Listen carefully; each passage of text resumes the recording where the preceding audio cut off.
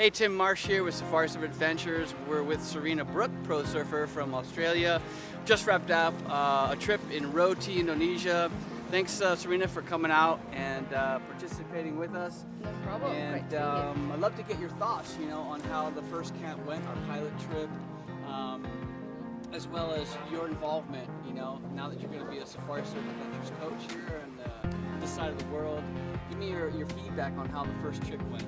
Yeah, definitely. So the trip was, the pilot trip, the first one we did, it was basically getting all the groups together and experiencing the culture, the place, the waves, basically taking the surfers that came on the trip from intermediate to the next level. What would you say would be the high point of the trip with respect to the waves and watching the clients actually progress?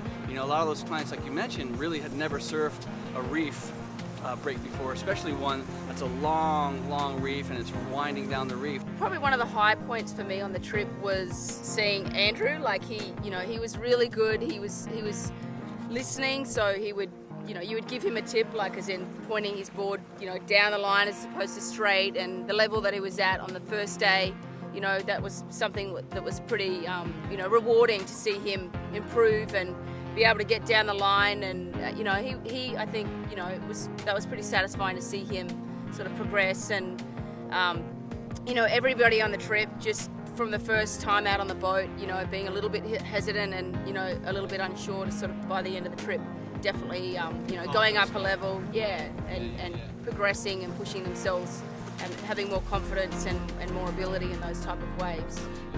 I think John G was one of those clients too, where you really saw his confidence level. That's something you mentioned, and I think that's probably one of the biggest problems that intermediate surfers have, right?